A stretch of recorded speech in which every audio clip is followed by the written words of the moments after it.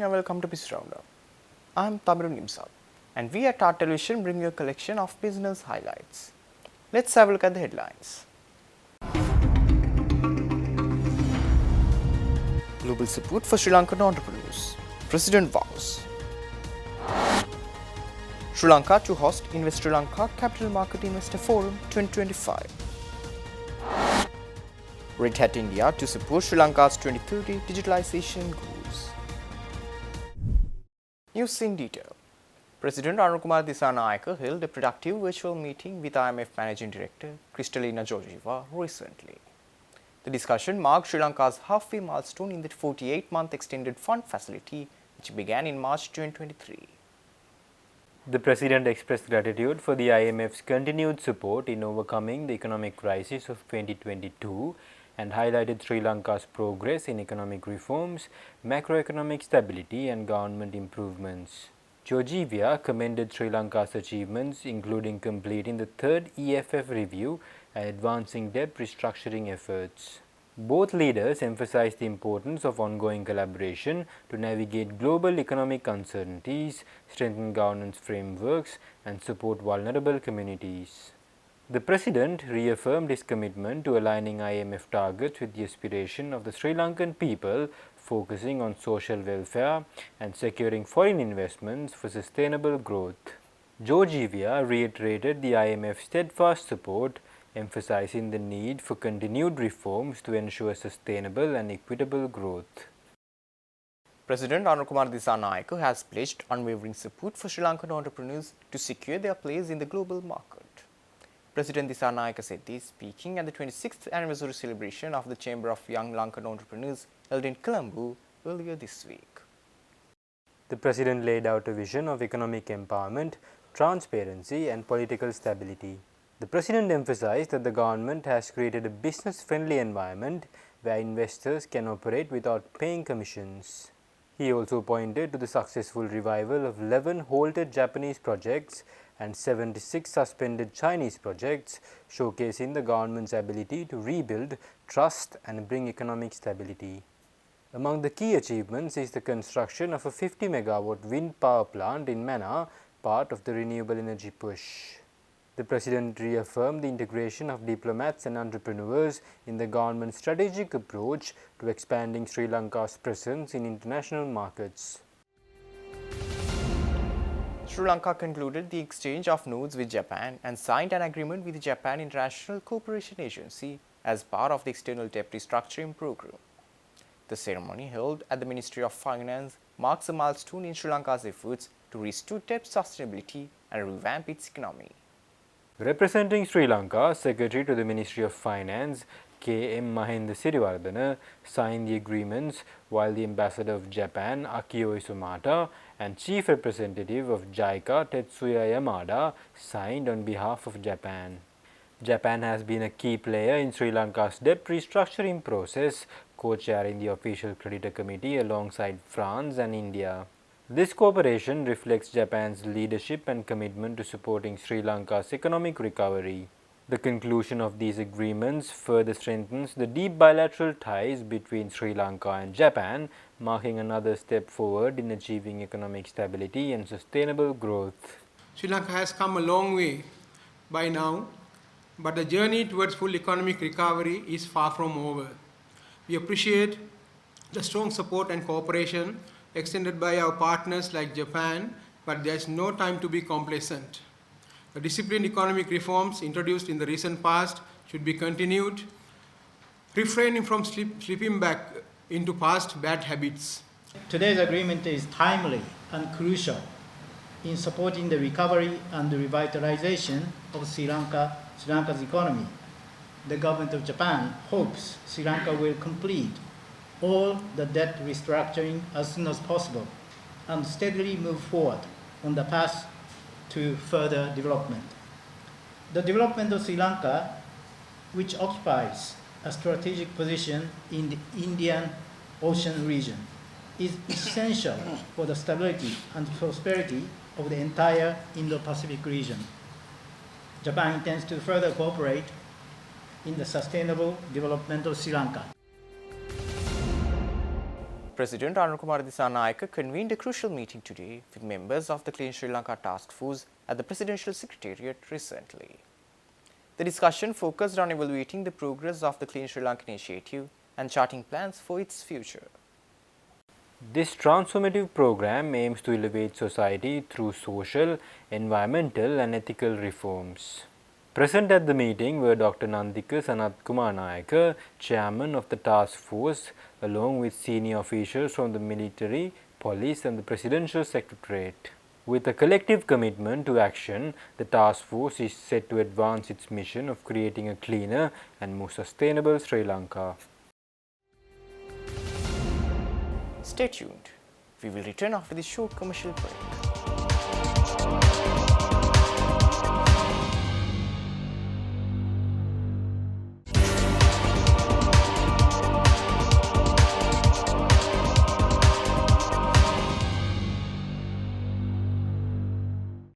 Welcome back after the break.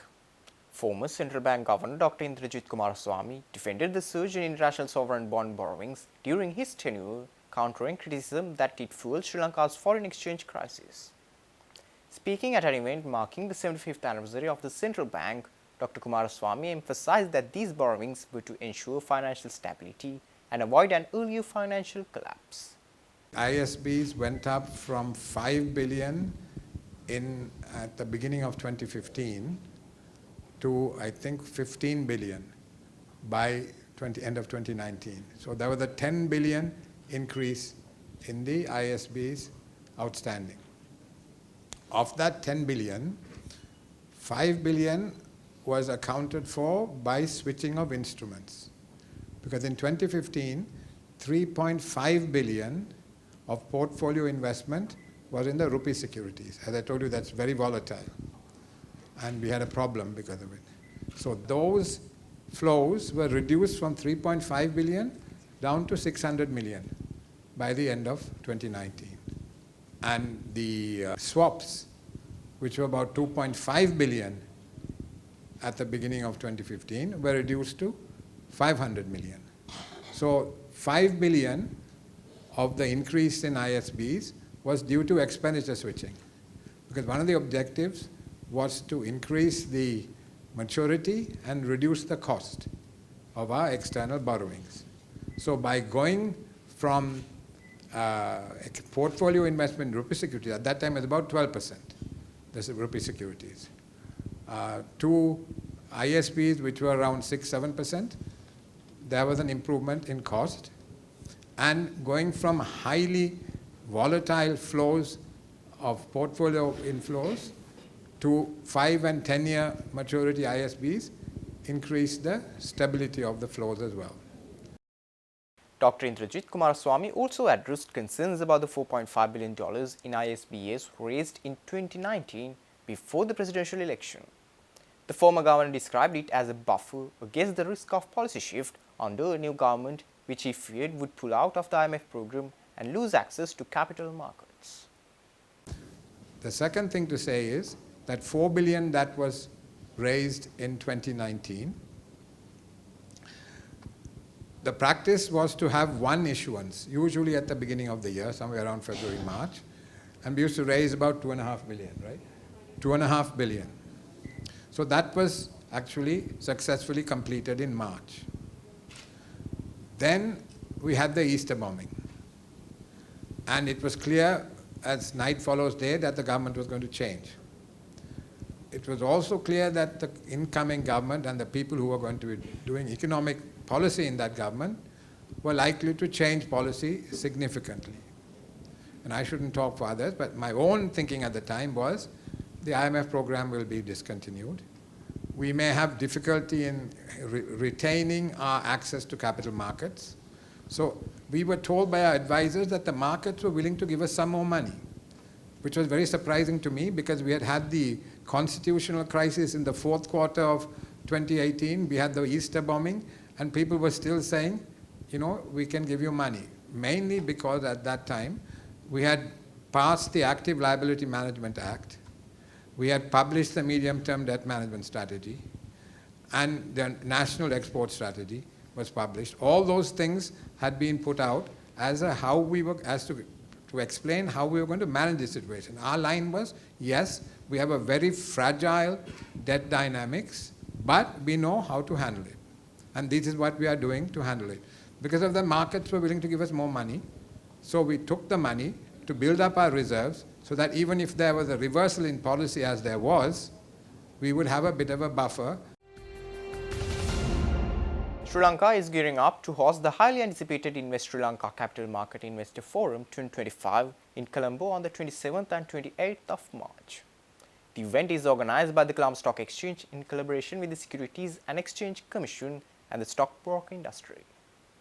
This landmark event will bring together a diverse group of stakeholders, including government policymakers, regulators, listed company representatives, and local and international investors. It aims to showcase Sri Lanka's capital market as an emerging investment hub with significant growth potential. The forum is backed by platinum sponsors HNB Investment Bank and Asia Securities, along with key silver sponsors including Capital Trust Holdings and Bartley Religare Securities.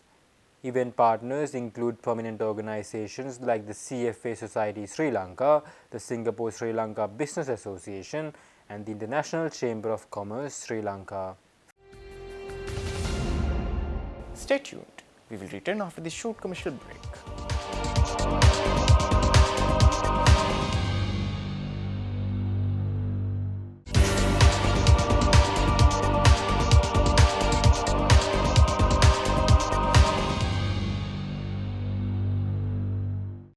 Welcome back after the break.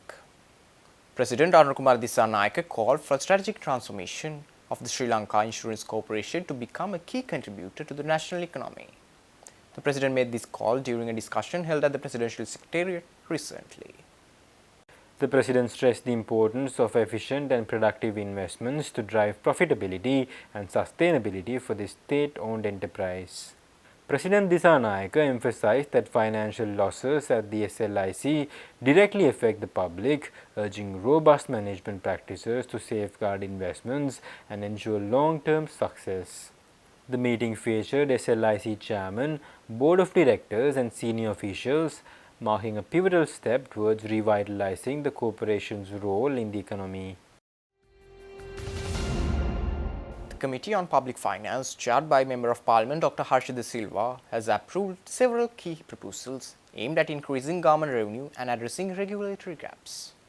One major highlight is the approval of the proposal to increase excise duty on liquor by 5.9% despite concerns about the potential rise in illicit liquor production. Officials assured the committee that systematic raids and new liquor categories are being introduced to combat this issue. However, the proposed excise duty hike on cigarettes was deferred pending further clarification, as data suggests that it might reduce government revenue while benefiting certain manufacturers. The committee also approved a regulation to increase the annual levy payable by insurance companies to the Insurance Regulatory Commission of Sri Lanka from 0.125% to 0.2% of the gross written premium. Additionally, the committee emphasized the need to simplify third-party insurance claims and directed the Insurance Regulatory Committee to address delays and inefficiencies in the claim process. Taxation on casinos was another key focus, with the chair highlighting the absence of taxes on online casinos.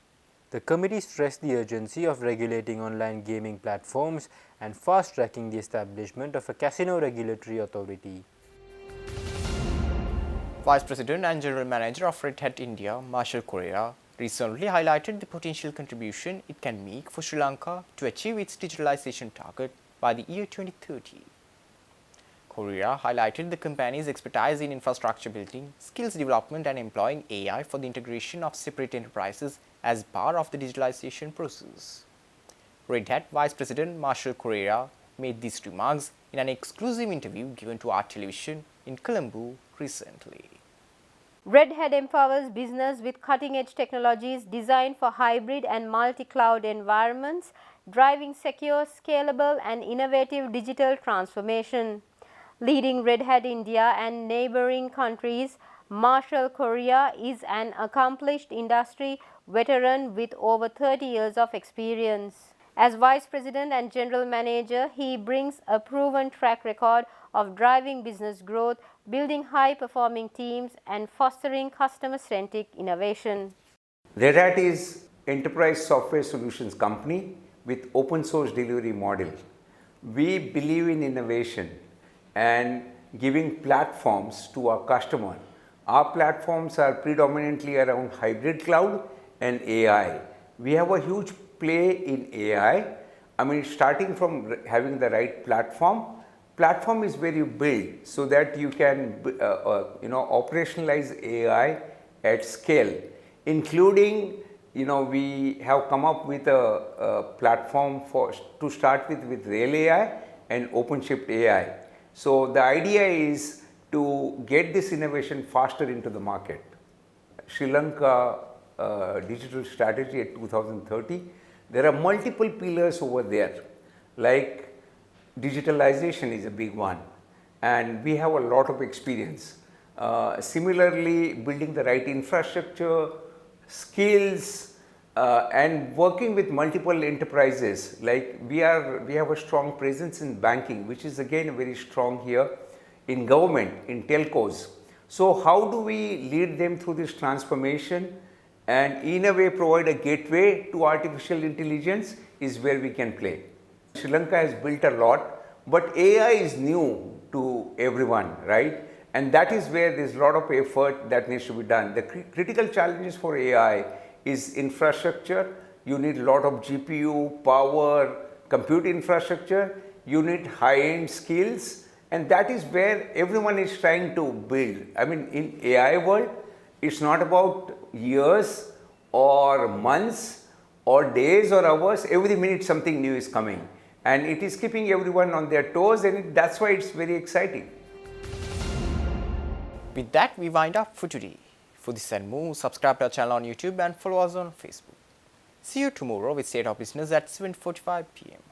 Take care and good night.